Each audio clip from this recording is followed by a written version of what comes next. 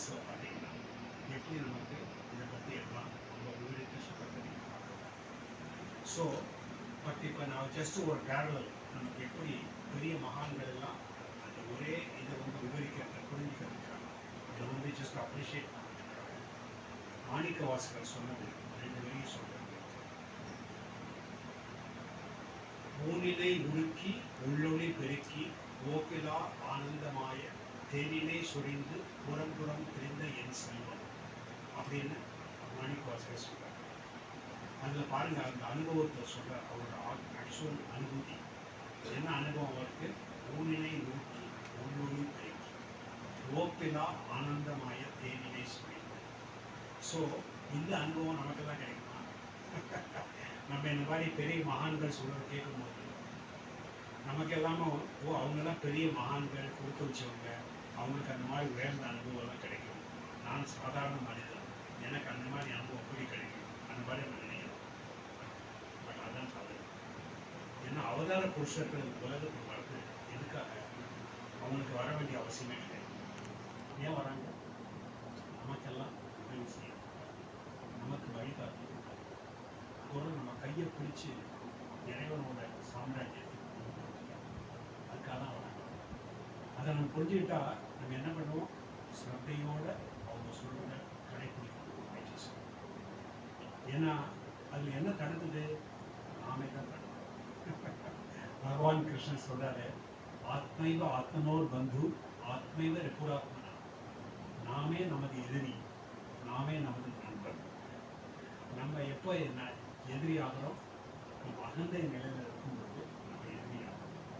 ஆன்ம நிலையில் இருந்தால் நாம் நமது நண்பர். பட் இது எவ்வளோ நம்ம புரியும்? நமக்கு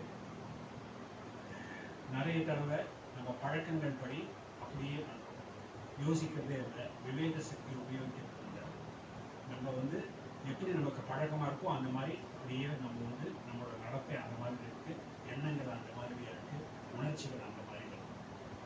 ஸோ இதை மாற்றி நம்ம வாழ்க்கையை வந்து நம்ம வந்து மனத்தை கட்டுப்படுத்தி உடலை அப்படி ஆடாமல் அசையாமல் உட்கார வச்சு தியானம் செய்யும்போது கொஞ்சம் கொஞ்சமாக 6வது அறிவு மூலமாக, இன்ட்யூஷன் மூலமாக நமக்கு உண்மையான ஞானம், மெய்ஞானம் நமக்குள்ள அதனால தான் தியானம் மூலமாக தான் ரொம்ப வேகமாக நமக்கு உயர்ந்த நிலைக்கு வேறு வழியிலே போகலாம். கர்ம யோகம், பக்தி யோகம், ஞான யோகம், அது ஏதாவது ஒரு வழியை பண்ணால் கூட அந்த இடத்துக்கு போக முடியும். பட் இது எல்லாத்தையும் சேர்த்து ராஜயோகம் பண்ணும்போது எல்லா இடத்துல யோகத்தினோட அதனோட சிறப்பான அம்சங்களை எடுத்து எல்லாத்தையும் சேர்த்து இன்டெகிரேட் பண்ணி அந்த ராஜயோகம்.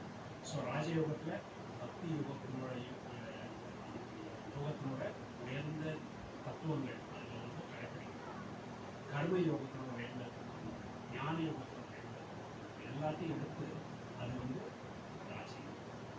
ஸோ அதனால தான் என்ன ராஜயோகத்தில் ஏன் ஒரு அருமையாக வேலை செய்யுது? காரணம், முக்கியமான காரணம், நம்மளை வந்து இந்த வெளி உலகத்தோடு பிணைக்கிறது என்ன? நம்ம வந்து இறைவனோட ஒன்று. இப்போ நம்ம சொன்னோம்ல, நீர்க்கோமிடி அலை மாதிரி பெரிய கடல் அது. பட் நமக்குள்ள நான் ஒரு அலை, நான் ஒரு அலைன்னு கடலோட நம்ம இப்போ தொடர்பே மறந்து போயிடும். கடலோட நமக்கு தொடர்பு இல்லைன்னு நினைக்கிறோம், கடலை இல்லைன்னு நினைக்கிறோம். இறைவன் இல்லைன்னு சொன்னால் என்ன அர்த்தம்? கடலே இல்லைன்னு அர்த்தம். நம்ம கடல் தான் நம்ம பிறந்திருக்கோம், கடல் இல்லைன்னு சொன்னால் என்ன அர்த்தம்? பட் அந்த மாதிரி மாயனோட காரணத்தினால நமக்கு அந்த மாதிரி நமக்குள்ள அந்த எண்ணம் வருது. பட் அதை மாற்றக்கூடிய வழி எப்படி? அதை புரிஞ்சுக்கிறது. ராஜயோகம் வந்து எந்த காரணத்தினால நம்ம உயர்ந்த உணர்வு நிலையிலிருந்து, இறை உணர்வு நிலையிலிருந்து கீழே இறங்கி வந்து மனித உணர்வு நிலையில் ஏன் வந்து அதை புரிஞ்சுக்கணும். ஏன்னா எப்படி வந்திருக்கோம்? பிராணசக்தி, எனர்ஜி. இப்போ நம்ம புதுசாக சயின்டிஃபிக் டிஸ்கவரிலாம் பார்த்தீங்கன்னா, energy is a link between mind and matter. மனத்திற்கும் நமக்குள்ள பருப்பொருளுக்கும் நடுவில், அது ரெண்டுக்கும் நடுவில் கனெக்ட் பண்ணுறது என்னது? சக்தி, பிராணசக்தி, எனர்ஜி, பிராணம். இது இப்போ தான் புரிய ஆரம்பிக்கும். இதுக்கு 200 வருஷத்துக்கு முன்னால், 300 வருஷத்துக்கு முன்னால் சொல்லியிருந்தால் யாரும் புரிஞ்சுக்கிறது. இப்போ இந்த உலகத்தில் நம்ம எல்லாருக்கும் எனர்ஜியை பற்றி புரியுது, மின்சாரத்தை பற்றி புரியுது. அதனால இந்த சமயத்தில் மகாவதார் உலகத்துக்கு திரும்ப அந்த உயர்ந்த யோக விஞ்ஞானத்தை அந்த ரிஷி மொழிகள்லாம் கண்டுபிடிக்கும்போது பல நூற்றாண்டுகளுக்கு முன்னால் ஆயிரக்கணக்கான வருடங்களுக்கு முன்னால் அதை திரும்ப கண்டுபிடிச்சு இந்த உலகத்துக்கு நம்ம எல்லாருக்கும் கிடைக்கும். ஏன்னா கொஞ்சம் கொஞ்சம் புரிய ஆரம்பிக்கும், கொஞ்சமாவது புரியுது. அதாவது முக்கியமான விஷயம் என்ன, பிராணசக்தி நம்ம ஆன்மாவை வந்து உடலோடு பிணைக்கும். அதாவது பிராணசக்தி என்ன ஆகுது, உடலுக்குள்ள முகத்துலேருந்து வந்து முடிஞ்சு சொல்கிறாரு, அது சகசராடுகளில் போய் அதான் ரிசர்வாயர் மாதிரி அந்த ஸ்டோர் ஆகுது. அப்புறம் உடல் முதுகு தண்டக்குள்ள உள்ள சக்கரங்கள், நூல் மையங்கள், அதாவது ஆக்ஞா சக்கரம், விசுத்தி சக்கரம், அநாகரம், மணிப்பூரம், சுவாதிஷ்டானம், மூலாதார வழியா அந்த எனர்ஜி எல்லா இடத்துக்கும் போய் நம்ம அவயங்கள், அந்த நரம்புகள், தசைகள் எல்லாத்தையும் இயக்கம், எனர்ஜி சோர்ஸ், அந்த உள்ளுக்குள்ளேருந்து சோர்ஸ் அது போய். ஸோ அப்போ என்ன ஆகுது, நம்மளோட எனர்ஜி என்ன ஆகுது, நார்மலாக உள்ளுக்குள்ளேருந்து வெளியில். அதனால தான் நம்ம கவனம் எப்போதும் வெளிப்படுறோம். பட் ரொம்ப அவசியம் வெளி உலகத்துலேருந்து கவனத்தை விடுவிச்சு உள்ளே போனால் தான் நமக்கு பிராணம் புரிய ஆரம்பிக்கும். அது ரொம்ப ஈஸி இல்லை. ஏன்னா பிராணசக்தி ஆட்டோமேட்டிக்காக வெளியில் தான் போயிட்டு சாதாரணமாக. பட் அதை வந்து திசை திருப்பி உள்ள திருப்புறங்கிறது சுலபமாக. நம்ம இதில் ஆற்றுல போகணும்னு வச்சுக்கோங்க, அந்த ஆற்றுல அந்த கரண்ட், அந்த கரண்ட்டோட போனீங்கன்னா ரொம்ப ஈஸியாக போயிடும். எதிர் நீச்சல் போட்டால் இந்த கரண்ட் அகேன்ஸ்ட் நம்ம எதிர் நீச்சல் போடும்போது ரொம்ப கஷ்டப்பட்டு தான் போகணும். அதே மாதிரி இந்த உலக உணவு இருக்கிறது ரொம்ப ஈஸி, ஆட்டோமேட்டிக்காக அந்த கரண்ட் உதவும். இறை உணவு நிலைக்கு போகுதுன்னா கரண்ட்டுக்கு எதிர்த்து நம்ம வந்து எதிர் நீச்சல் போகணும், ரொம்ப கஷ்டம். அதனால தான் நிறைய பேர் முயற்சியே செய்யணும், விட்டுறாங்க. அப்படி எது நமக்கு ஈஸியாக வருதோ அது மட்டும் எடுத்துக்கலாம், கஷ்டப்பட்டு இருந்தால் ஏன் பண்ணணும். ஸோ நம்ம எல்லாம் என்ன பண்ணோம், பல பிறவிகளை அடிபட்டு நமக்குள்ள கொஞ்சம் கொஞ்சம் ஞானம் வர ஆரம்பிச்சு, கேள்வி கேட்க ஆரம்பிச்சு, நம்ம யார், நான் யார், எதற்கு அந்த உலகத்தில் இருக்கிறேன், என்னோட வாழ்க்கையில் இருக்கிறது, இந்த மாதிரி அந்த பூமியாக முக்கியமான கேள்விகள் கேட்டது நமக்கு புரிய ஆரம்பிக்குது. இது இறைவனோட திருவிளையாடல், லீலை. அந்த லீலையில் என்ன ஆகுது, இறைவன் வெளிமுகமாக கூட்ட நம்மளை தள்ளிட்டு இப்போ நம்மளுக்கு சேலஞ்சு கொடுக்குறாரு. இவ்வளோ பேருக்குள்ள எவ்வளோ பேர் முயற்சி செய்து வெளியிலிருந்து உள்ள வராங்கன்னு பார்க்குறோம், அப்படின்னு பார்க்குறாரு. பட் உதவி செய்யலை. அதே சமயம் இங்கிருந்து வெளியில் தள்ளி மட்டும் இல்லை, இறை அன்பு மூலமாக நம்ம உள்ளே இருக்கிறார். இதைத்தான் அந்த வைப்ரேஷன், வைப்ரேஷன் எப்படி வருதுன்னா, உள்ளுக்குள்ளேருந்து வெளியில் போகிற சக்தி மாய சக்தி, அபராப்ரதி. வெளியிலேருந்து உள்ள வர சக்தி இறை அன்பு, பராப்ரதி. இது ரெண்டுக்கும் நடுவில் எப்போதும் ஒரு இன்ட்ராக்ஷன், கிளாஷ். பட் நமக்கு வந்து சுயவிருப்பம் கொடுத்துருக்காங்க, சுதந்திரம் கொடுத்ததுனால நம்ம என்ன பண்ணலாம், அந்த மாய சக்தியோடு இணைந்து வெளிமுகமாக இருக்கலாம், இல்லை இறை அன்பால் ஈர்க்கப்பட்டு உள்ளுக்குள்ளே போகிறது முயற்சி செய்யலாம். அது நம்ம இஷ்டம். பட் நிறைய பேர் அந்த உரிமை இருக்குங்கிறதே புரிஞ்சுக்கிறது, அப்படியே தானாகவே பழக்கப்படி இருக்கிறது நமக்கு நல்லா இருக்கும். அந்த மாதிரி பண்ணிட்டு எது நமக்கு பிடிச்சிருக்கோம், மனசுக்கு தகுந்தபடி பண்ணிக்கிட்டு அப்படி இருந்தால் என்ன ஆகும், அந்த கீழ் நிலையிலேயே மேல் நிலையில் வருதுன்னா முயற்சி செய்து எதிர்நீச்சல் போட்டுதான் மேல் நிலைக்கு வர முடியும். இறைவனே அந்த மாதிரி பண்ணியிருக்கேன். ஏன்னா ரொம்ப சுலபமாக நம்ம இறைவனோட குழந்தை, இல்லை இறைவனோட ஒன்று அப்படின்னு உணர்ந்துட்டா நம்ம வந்து ட்ராமாவே பண்ண மாட்டோம். அப்போது இந்த மாதிரி நம்ம ஒரு மனித பிறவி எடுத்து மனிதனாக நம்ம நடிச்சுட்டு இருக்கோம். அதுக்கு அவசியம் இருக்காது. ஒரு பெரிய ஒரு மேதை என்ன சொன்னாங்கன்னா, நாம் எல்லாரும் மனித பிறவி எப்பயாவது தெய்வீக அனுபவம் கிடைக்கிறது கிடைக்கும். நம்ம எல்லாரும் தெய்வீக பிறவி மனித உணர்வு அனுபவம் நமக்கு கிடைக்கும்.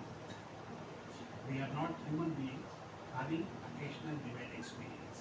We are divine beings having human experience.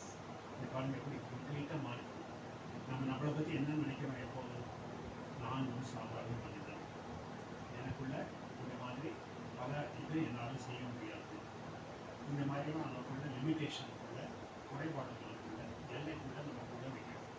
அதான் குறுகிய மனப்பான்மை, குறுகிய உணர்வு.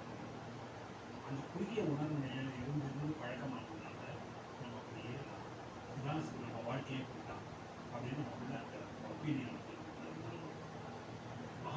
சொல்கிறாங்க, இது வந்து மாயையில் வசப்பட்டு நீ இந்த மாதிரி இருந்தேன்னா அது தூக்க நிலை, தூங்காத இல்லை, விழித்தெழு அப்படின்னு சொல்கிறாங்க. அவைக் டோன்ட் ஸ்லீப் எனிமோர். அதை நம்ம கேட்கும்போது கஷ்டமாக இருக்கும். ஏன்னா சாதாரண எல்லாரும் மாதிரி இருந்தால் ஈஸி பண்ணுறது. ஆன்மீக முயற்சி செய்து எதிர் நீச்சல் போடுறது ரொம்ப கஷ்டமான விஷயம் இல்லை. அதுக்காக தான் நான் உதவியை செய்யும். என்னது, இந்த மாதிரி சத்சங்கம் எல்லாரும் சேர்ந்து கூட்டு தியானம் செய்யறது. அது மூலமாக நமக்குள்ள நமக்கே தெரியாமல் அந்த ஆன்மீக அதிர்வலைகள் நமக்குள்ள அதிகமாகிட்டு ஸ்ட்ராங் ஆகிட்டு, அந்த ஆன்மீக அதிர்வலை வர வர நமக்குள்ள உற்சாகம் அதிகமாகும். அப்போ முயற்சி செய்யறதுக்கு நமக்கு தூண்டுதல் கிடைக்கும், மோட்டிவேஷன், புத்துணர்ச்சி கிடைக்கும். இதெல்லாம் ரொம்ப அவசியம். நம்ம தனியாகவே பண்ணும்போது என்ன ஆகும், கொஞ்ச நாளைக்கு அப்புறம் திடீர்னு சில நாளைக்கு மூணு சரியாகல, வேறு ஏதாவது இந்த வேலை அந்த வேலை சாப்பிட்டு சொல்லிட்டு தியானம் பண்ணாமலே விட்டுருவோம். ஏதாவது காரணம் காட்டிட்டு தியானம் இன்னைக்கு டைம் இல்லை அப்படின்னு தான் சொல்லிடுவோம். குரூப் மெடிடேஷனில் ரெகுலராக வந்தீங்கன்னா உங்களுக்கு தானாகவே நீங்கள் ரெகுலராக தியானம் பண்ணோங்கிற அந்த தீர்மானம், மன உறுதி தானாகவே அந்த அட்வான்டேஜ் நீங்கள் எடுக்கணும். அந்த வாய்ப்பு உங்களுக்கு கிடைக்கும். அதை இறைவன் கொடுக்குறாரு. அதனால் நீங்கள் எல்லாரும் ரெகுலராக வந்து தியானம் செய்யுங்க. அப்புறம் குருஜியோட பாடங்களை டெய்லியும் தினசரி படித்து அது மூலமாக ஒரு உங்களுக்குள்ள ஒரு மோட்டிவேஷன் கொடுக்கும். அதாவது ஆன்மீக முயற்சி செய்யறதுக்கு நமக்குள்ள மோட்டிவேஷன் பண்ண பண்ண நமக்கு கடைசியாக நம்ம பார்க்கலாம். மாணிக்க வாசகர் சொன்னது, ஊனினை உடுக்கி உள்ளொளி பெருக்கி. அதாவது நான் இந்த வெறும் உடல் அப்படிங்கிற உணர்வுலேருந்து விடுபட்டு, உடல் உணர்வுலேருந்து விடுபட்டு உள்ளுக்குள்ள நமக்குள்ள ஒளிமயமான இறைவனை உணர ஆரம்பிக்கிறோம். உள்ளொளி பெருக்கி. அப்புறம் என்றும் புதிய ஆனந்தம், அதான் இறைவன். என்றும் தெவிட்டாத ஆனந்தம், அள்ள அள்ள குறையாத ஆனந்தம், அதை உணர ஆரம்பிக்கிறோம். அதுக்கப்புறம் நம்ம இறங்கி வெளியில் சாதாரண மனிதன் மாதிரி இருக்கிறதுக்கு விருப்பமே இருக்குது. ஏன்னா மிக உயர்ந்த நிலைக்கு கொஞ்சம் அனுபவம் கிடைச்சதுன்னா அப்போ நம்ம கம்பேர் பண்ணலாம். அதோட சாதாரண மனிதன் எப்படி இருக்கான், இந்த மாதிரி ஆன்மீக முயற்சி செய்து உயர்ந்த நிலைக்கு போனால் நமக்கு எப்படி இருக்குது, அதை கம்பேர் பண்ணி பார்த்தீங்கன்னா அப்போ நம்ம என்ன ஆகும், ஏதாவது ஒரு ரொம்ப பழைய ஒரு பண்டம் இருக்குன்னு வச்சுக்கோங்க, அதை சாப்பிட்டு சாப்பிட்டு நம்ம பழக்கம். பட் இப்போ நல்ல புதுசாக பண்ண இந்த படியை பார்க்கும்போது அப்போ உங்களுக்கு டிஃப்ரென்ஸ் டேஸ்ட் தெரியுது, உங்களுக்கு வித்தியாசம். அப்புறம் திரும்ப போய் அந்த பழைய பண்டத்தை சாப்பிட்றதுக்கு நமக்கு விருப்பமே இருக்கிறதுல. அதே மாதிரி தியானம் மூலமாக நமக்கு அந்த அனுபவம் அவசியம். அனுபவம் இல்லைன்னு வச்சுக்கோங்க, வெறும் வார்த்தை தான், கற்பனை, யோசிக்கணும். அதுக்கு இதை கேட்கும்போது நல்லா இருக்கும், அப்புறம் பண்ணுறதுக்கு நமக்கு விருப்பமே இருக்கும், பண்ணவே மாட்டோம். இந்த தினசரி நம்ம வந்து வாழ்க்கையில் கடைப்பிடிக்கணும். நடைமுறை வாழ்க்கையில் கடைப்பிடித்து அனுபவம் மூலமாக நமக்கு அந்த இதை கொண்டு வரும். ஆன்மீக அனுபவம் அது வந்ததுன்னா அப்போ நமக்கே புரியும், ஓ மகான்கள் வந்து எவ்வளோ கிளியராக சொல்லிட்டாங்க, எவ்வளோ தெளிவாக சொல்லிட்டாங்க, இது வரைக்கும் எனக்கு அதெல்லாம் புரியலை, சரியாக புரியல, இப்போ தான் கொஞ்சம் கொஞ்சம் புரிய ஆகும் அப்படின்னா அந்த தெளிவு தரணும். பட் அதுக்கப்புறம் நிறுத்தக்கூடாது. மாய சக்தி வந்து எப்போதும் நம்ம கீழே கொண்டு வரணும் முயற்சி செய்யணும். அதை விடக்கூடாது. அது எதிர் நமக்குள்ள ஒரு மன உறுதி பண்ணணும். அதுக்காக தான் நீங்கள் நம்ம அஃபர்மேஷன் பண்ணணும். டெய்லி நமக்குள்ள ஒரு புத்துணர்ச்சி, இன்றைய நாள் என்ற வாழ்வில் பண்ணணும். அதாவது இது வரைக்கும் என்னெல்லாம் நடந்ததோ நான் மறந்துட்டு இப்போ வந்து புதுசாக புதிய முயற்சி செய்யணும். அப்போ அந்த உணர்ச்சியை புத்துணர்ச்சியோடு செஞ்சீங்கன்னா பாருங்கள், ஒவ்வொரு நாளுமே புதிய காலை ஆரம்பிக்கும் போது ஒரு புத்துணர்ச்சியோடு ஆரம்பித்தா எவ்வளோ நல்லா இருக்கும். அந்த மாதிரி ஆரம்பிக்காமல் காலையில் தூங்கி எழுந்தோடனே எல்லாம் இந்த கவலை அந்த கவலை அது கவலை அந்த ப்ராப்ளம் இருக்குது இந்த ப்ராப்ளம் இருக்குன்னு அப்படின்னு ஆரம்பிச்சிங்கன்னா எப்படி இருக்கும். ஸோ இதுக்காக தான் மகான்கள் கொடுத்த வழி. ஒவ்வொரு நாளுமே நம்ம வந்து ஒரு புத்துணர்ச்சியோட ஆரம்பிக்கணும். அது நம்ம கையில் இருக்கு. அது உலகத்துக்கு பழி சொல்ல முடியாது, மீதி பேர் பழி சொல்ல முடியாது, சமுதாயத்துக்கு பழி சொல்ல முடியாது. அது நம்ம தான். ஸோ நம்ம வந்து முயற்சி எடுத்து ஒவ்வொரு நாளுமே ஒரு புத்துணர்ச்சியோடு ஆரம்பிச்சு அப்போ நீங்கள் பார்க்கலாம் எப்படி நாளுக்கு நாள் நமக்குள்ள அமைதி அதிகமாகிட்டு, நமக்குள்ள அன்பு அதிகமாகிட்டு, ஆனந்தம் அதிகமாகிட்டு. யோகியின் சுயசரித்திரம் நீங்கள் பார்த்துருக்கீங்க. ஒரு பின்னால் ஒரு சாப்டர் ராஞ்சி ஸ்கூலை பற்றி சொல்லணும்.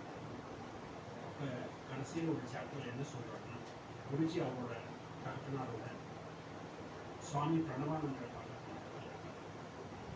அவர் அப்போ அவருக்கு வயசு வந்து 80 மாதிரி இருக்கும், நிறைய ரொம்ப அதிக வயசு. ஸோ குருஜி வந்து அமெரிக்காவிலேருந்து வந்திருக்காரு. ஸோ அங்கே இருக்கிற ரிப்போர்ட்டர்லாம் இது பண்ணி அவருக்கு அந்த மாதிரி ஒரு பழக்கம் வந்ததுனால ஸ்ட்ரெயிட்டாக கேட்டார் கேள்வி பிரணவானந்தர், உங்களுக்கு வயசு அதிகமாக ஆன்மீக அனுபவங்கள் குறையுதா அப்படின்னு கேட்டார். As you are getting older, yes, your spiritual experience getting diluted அப்படின்னு கேட்டார். அவர் என்ன பதில் சொன்னார்? முதல்ல பதிலே சொன்னார், அப்படியே ஒரு ஆனந்த கழிப்பு, அப்படியே ஒரு திவ்யமான ஆனந்தம், நிறைய ஆனந்தம். பதிலே சொல்ல வேண்டிய அவசியமே இல்லை. தானாகவே அப்படியே அதை பார்க்க உடனே புரியும். இருந்தாலும் அவர் சொல்கிறார், yes, more than ever the divine beloved is with me. எப்போதே விட ரொம்ப அதிகமாக நான் இறைவனோட இருப்பை உணர்கிறேன். அதாவது வயது அதிகமாக நமக்கு நிறைய ஆனந்தம் அதிகமாகிட்டே. சாதாரண மனிதனுக்கு எப்படி வயது அதிகமாக அவங்களுக்குள்ள எனர்ஜி குறைஞ்சிக்கிட்டே வரும், கவலைகள் அதிகமாகிட்டே வரும். கடைசி நாளில் பார்த்தீங்கன்னா அவங்களுக்குள்ள சிரிக்கவே முடியாது. அந்த மாதிரி நினைக்கிறோம் சாதாரண. ஸோ நமக்குள்ள சாய்ஸ், சாதாரண மனிதன் மாதிரி இருக்கணுமா, இல்லை இந்த மகான்களோட வழியை ஃபாலோ பண்ணி அந்த வேணும் நினைக்கணும். அது நமக்கு இஷ்டம், நமக்குள்ள சாய்ஸ். ஸோ நம்ம இந்த சாய்ஸை பண்ணிவிட்டு, சாய்ஸ் பண்ண மட்டும் போதாது, தினசரி முயற்சி செய்யணும். அதனால தான் காலை மாலை தியானம் செய்ய வேண்டியது ரொம்ப அவசியம். காலை மாலை தியானம் பண்ண நமக்குள்ள அந்த அமைதி, அன்பு, ஆனந்தம் பெருகிட்டே நாளுக்கு நாள். அதான் குருஜி சொல்கிறாரு, ஆன்மீக முயற்சி மூலமாக நம்ம முன்னேற்றம் அடையிறோமா இல்லையான்னு தெரியும். ரொம்ப சுலபமான ஒரு உபாயம் என்னது, நாளுக்கு நாள் நமக்குள்ள மகிழ்ச்சி அதிகமாகிட்டே வரும், ஆனந்தம் அதிகமாகிட்டே வரும். நம்ம ஆன்மீகம் நாளுக்கு நாள் நமக்கு வந்து வேற இந்த மனதுக்குள்ள வெறுப்பு, கசப்பு, இந்த மாதிரி நெகட்டிவ் ஃபீலிங்ஸ் வந்து பின்னால் ரொம்ப சிம்பிள் தானே. ஸோ இந்த மாதிரி நம்ம ஒவ்வொரு நாளுமே ஒரு இன்ட்ராஸ்பெக்ஷன் பண்ணி பார்க்கணும். நேற்றுக்கு விட இன்னைக்கு ஆன்மீக முயற்சி நான் தீவிரமாக பண்ணிட்டேன். இப்போ பண்ணலைன்னா அப்போ ஒரு தீர்மானம் எடுக்கணும், நாளைக்கு என்னோட ஞான பயிற்சி இன்னைக்கோட ஆழ்ந்து பண்ணுறதுக்கு இறைவனுக்கு அவகாசம், ஒழுங்கி கட்டுறதுக்கு அவகாசம். இந்த மாதிரி எனக்கு பண்ணிட்டு இருக்காங்க. நாளுக்கு நாள் கொஞ்சம் கொஞ்சமாக முயற்சி பண்ணி கொஞ்சம் டீப்பாக அந்த மாதிரி பண்ணிட்டு இருக்கும்போது கொஞ்ச நாளைக்கு கூட பார்க்கலாம் நம்ம அப்படியே கம்ப்ளீட்டாக மாறிட்டு. அதாவது இந்த வழிக்கு வரத்துக்கு முன்னாடி எப்படி இருந்தாலும் இப்போ பார்த்தா நான் ஆளே மாறி போயிட்டேன் கம்ப்ளீட்டாக. ஆள் மாறாட்டம்னு சொல்கிறாங்க, அந்த மாதிரி இது வந்து ஆள் மாறாட்டம் ஆகிடும். நம்மளால் புரிஞ்சிக்க முடியாது. அதாவது இது பண்ண ரெக்கக்னைஸ் பண்ண முடியாது, அடையாளம் பார்க்க முடியாது. ஏன்னா முன்னால் எனக்கு எப்படி இருந்தோம், இப்போ எப்படி வந்திருக்கோம்னு பார்த்தா, ஓ அதே ஆள் தான் நான் அப்படின்னு நமக்குள்ளேயே ஒரு ஆச்சரியமாக இருக்கும். அதான் குருஜி சொல்கிறார், இந்த வழி யார் ஃபாலோ பண்ணுறாங்களோ நிச்சயமாக அவங்க பார்க்க முடியும், அவங்க வாழ்க்கை தூய்மை அடையும், அவங்க வாழ்க்கையை வந்து மாறும், நிச்சயமாக மாறும். பட் அதுக்கு என்ன அவசியம், ஸ்ரத்தையோட தினசரி தியானம் செய்யணும். அது இல்லைன்னா வராது. வெறும் ஜஸ்ட்டு ஒரு வேலை எழுந்த வாரியாக அப்படியே கொஞ்சம் ஏதாவது பண்ணிவிட்டு தியானம் சரியாக பண்ணலைன்னா வராது. ஒவ்வொரு நாளும் ஆழ்ந்து தியானம் செய்யறதுக்கு முயற்சி செய்யணும், அப்போ தான் வரும். அதோடு கூட டெய்லி நாள் கூட இறை இருப்பு பயிற்சி, அதையும் நம்ம கூட பண்ணிக்கிறது. நம்ம கூட இறைவன் இருக்காரு, அவருக்காக எல்லாம் பண்ணுறோம். அந்த மாதிரி நிஷ்காம கருத்துன்னு சொல்லிட்டு பணக்காக அகந்தைக்காக பண்ணாமல் இறைவனுக்கு அர்ப்பணிக்கிறாங்க.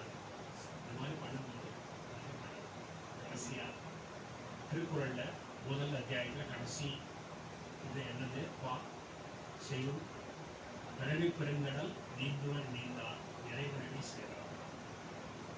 ரொம்ப கிளியராக புரிஞ்சு சொல்லிடுவோம். என்ன சொல்கிறாரு, நம்ம வந்து பிறவி பெருங்கடல் நீந்துறதுன்னா இருமைக்கு மேலே எழுதுறோம். உலகம் வந்து இருமையினால் கிடைக்கும், டிவாலிட்டி. அந்த டிவாலிட்டி மேலே எழுந்துக்கிறதுக்கு வழி என்ன, இறைவனுக்கு சரணாகி, இறைவனுக்கு நம்ம முழு வாழ்க்கை இறைவனுக்கு அர்ப்பணிக்கணும். அதனால தான் இப்போ நம்ம அஃபர்மேஷன் பண்ணுறோம், எனது பக்தி மலர்களை உனது தாமரை திருவடிகளில் என்றென்றைக்கும் அர்ப்பணிக்கும் புதிர் தீர்மானம். எவ்வளவு நம்ம இறைவனுக்கு மேலே அன்பு கொடுக்குறோமோ, குரு மேலே அன்பு கொடுக்குறோமோ, பக்தி இருக்கணும், அந்த அளவு நமது இதயம் சுத்தமாகிட்டே இருக்கும். ஆரம்பத்தில் என்ன பிரார்த்தனை பண்ணோம்?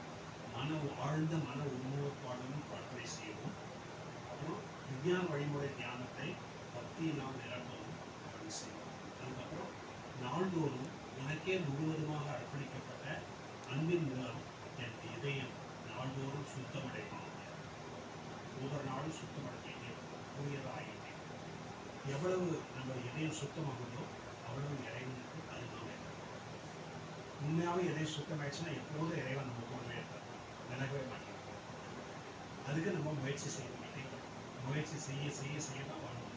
இப்போ எந்த நிலையில் இருந்தாலும் கவலைப்படக்கூடாது.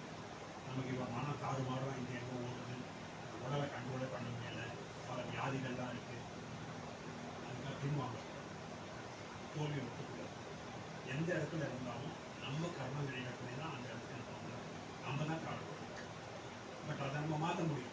நம்ம வந்து கீழ் நிலைக்கு இறங்கி வந்துட்டோம், முயற்சி செய்து மேல் நிலைக்கு போக முடியல. அதனால நம்ம தான் சுய முயற்சி செய்து அந்த மேல் நிலைக்கு போகணும். அதை இறைவனுக்கு பழி சொல்ல முடியாது. ஏன்னா கஷ்டம் வரும்போது இறைவா எனக்கு ஏன் தண்டனை கொடுக்குற அப்படின்னு நம்ம கேட்போம்.